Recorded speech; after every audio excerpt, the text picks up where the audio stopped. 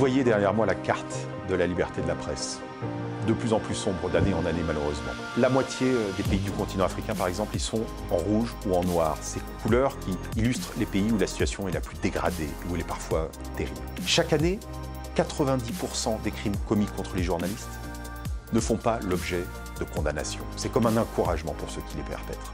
La liberté d'expression est intimement liée à la liberté de la presse.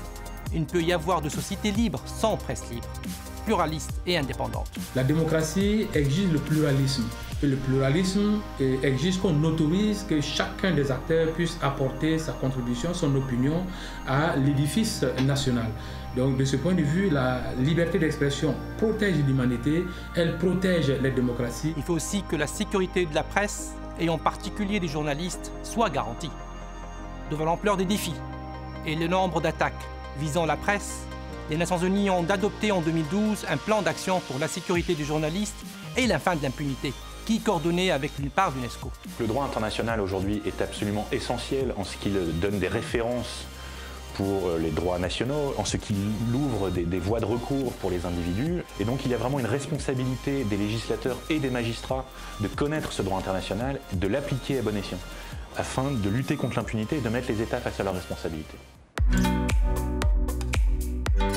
Ce cours en ligne, accessible à tous, vise à informer les acteurs des systèmes judiciaires en Afrique sur les standards internationaux, mais aussi sur la jurisprudence des cours africaines sur la liberté d'expression. Il est important que les juristes soient formés dans la mesure où, pour mieux protéger un droit, il faudrait bien évidemment pouvoir le saisir, le comprendre. Vous, juristes, vous, magistrats, vous avez un rôle à jouer pour l'exercice de la liberté d'expression, pour la sécurité des journalistes. Nous sommes très heureux que vous puissiez participer à ce cours en ligne qui permettra de favoriser le dialogue et le partage de bonnes pratiques entre acteurs du judiciaire, mais aussi avec la société civile en Afrique, afin de renforcer les connaissances de tous sur ces questions.